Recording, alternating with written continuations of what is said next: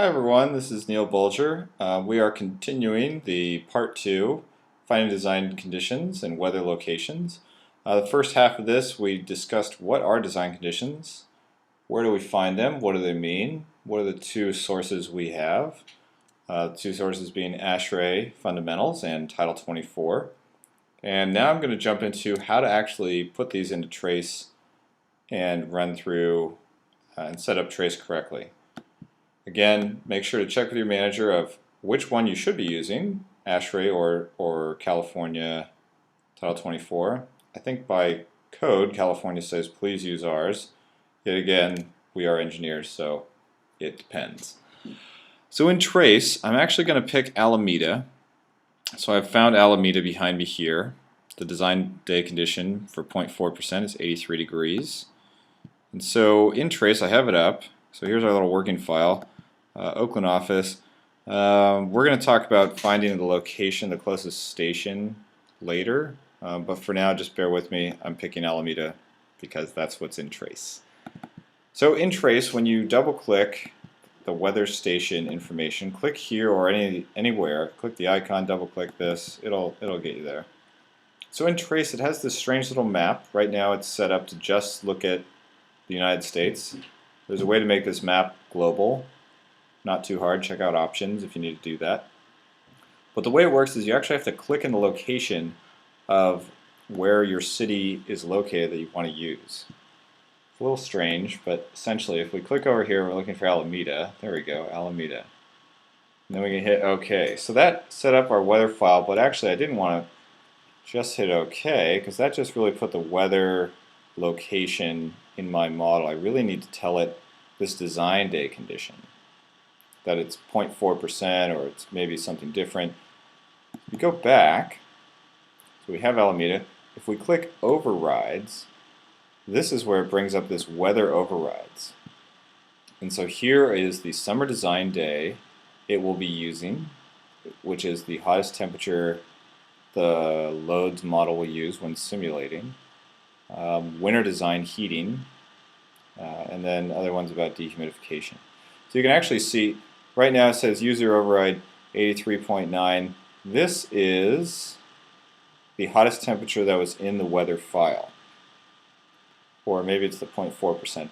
But regardless, what we actually want to use is here we see ASHRAE design max dry bulb and coincident wet bulb. I'm going to pick the 0.4%, which is almost close to this. I have a feeling that this 83.4 and 65 are the older ASHRAE Fundamentals design points.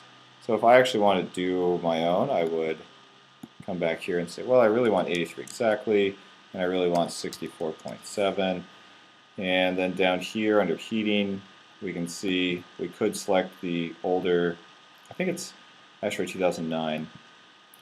Those should update when you update Trane Trace, but if you hadn't, let's put it exact, so 39.9. So there we go. So that is, oh, something happened. It somehow deleted itself. Let's see, 83, 64.7.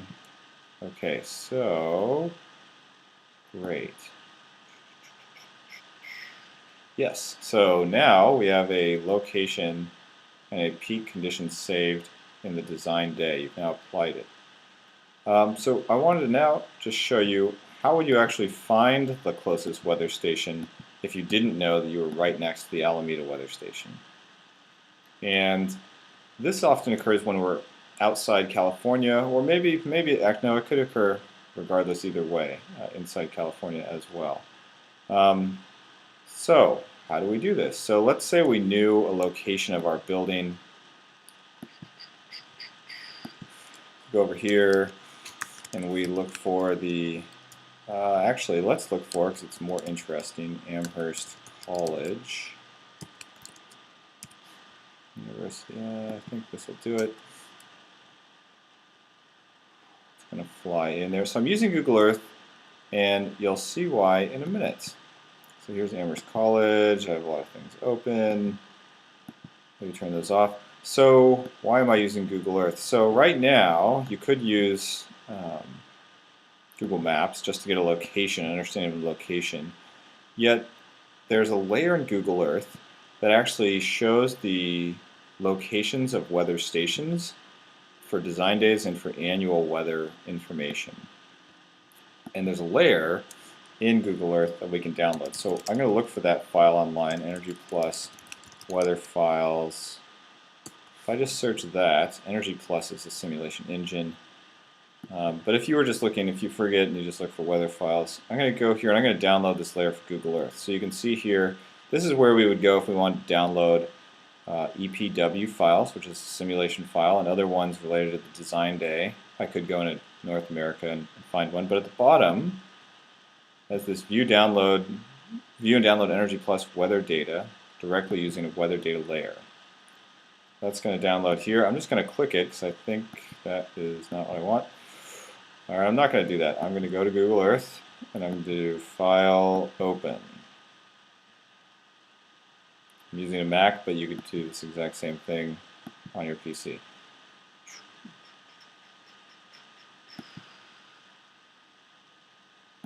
Alright, so there it is. And when I hit Open, I think it's going to zoom out for a second. Oh, it's going to zoom way out.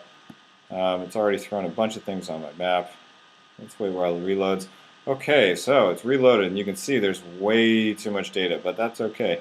Every E represents a possible weather station, or an actual weather station that there's free weather data and potentially design day information from the Department of Energy in the US. You can see what countries they do have and which ones they don't. It's kind of fun. There's a few all around the globe. Oh, even on Hawaii. So actually I'm going to go back. I had Amherst College plugged in here before. I'm going to hit search to move the globe back around. Kind of feel like a little NASA scientist here. Alright, great. Okay, so there's Amherst College. So, as we can start to see, Amherst is not necessarily close to any certain weather station. Actually it is. Let's do it. So if we were to say, okay, great, Chicopee Falls, that's the one we're going to use. That's the closest one. If you click here, I've already kind of gone through this. This is the weather file for this location. And this weather station actually recently came on board, and there aren't actually design day informations for that location. I think if you click here, which one has design days? TMW. It ended up being, I think one of those had design. Well, it doesn't really matter. I guess you could figure, you would look it up. So you would say, okay, this has a 6-letter ASHRAE fundamentals 744910. It also has the name of the station. And with that information, you could go to the internet and download a file, or you could go back to where we found our ASHRAE things in our reference drive, handbook, fundamentals, data tables, and then the actual list of all those individual sites. And again at the bottom, station list. I'm going to go to station list. In the A's, I'm going to scroll down until I get to the M. Just looking for Massachusetts. It's got to be here somewhere.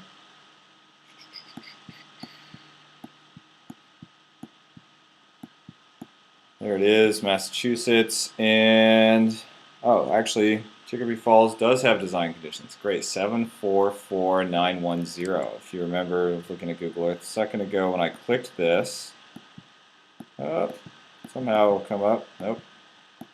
There we go. Here it is, 744910. So it's sort of in this long string. But again, the name is also present. You can use that. So if I click File, this will come up. Yada, yada. All right, so here we have it. So here we have Chicopee Falls, the design day condition, cooling, heating. And again, I would then recommend save this file in your project directory, and at the same time, save a map that you use to find this. This can be almost more helpful than anything you could do for future reference. Some map where you can draw an arrow of how close it is, or just so you help yourself remember it. So, that is finding a weather station. So we used Google Earth, we found the layer of Google Earth, and we then found and saved a condition Um, and if that weather station wasn't in Trace already, I want to show you how to import a weather station to Trace. If you got the hang of it, you could stop here, but let's keep going if you have that question. So, the biggest thing to know, so here I went to libraries and I clicked on weather libraries, so we can start to see what is inside of Trace already and what's the location, what's the design day associated with that. California is actually under Southwest, Alameda County. Right now I notice there is no Oakland in my location, but so if I wanted to add a new location, I would import, and now I'm in this import window. You can see there's a lot of different file formats we could find. The most recent ones we will be pulling off the internet are the bottom one, the energyplus.epw files. They should all be the same, but again, that is one that you would want to use, and it would pull in the right file for your, well, you would find that file and then you would import it. So here I have Oakland. I'm going to hit import, and I just want to say right now, it's actually, I'm not logged in as the administrator of my machine, and so it's not going to work. This is kind of a big deal right now, so Trace, again, because it's kind of an older software, it really needs a lot of control of your computer. So if you get an error that looks like this, alright, it's going to say it needs to convert the file. That's normal. But if you hit OK, aha, here it'll come up with this error and say unable to open or create a file. Yada yada yada. This essentially is because you are not the administrator. If you can be the administrator, that would be best. If you cannot, you can always find someone else's computer who is, and have them import the weather file and then send you the Trace file. And we'll talk about sending Trace files when we get to a later one about archiving and sharing Trace files. But again, I just want to share of how to import locations that are not already in Trace. So, with that, let's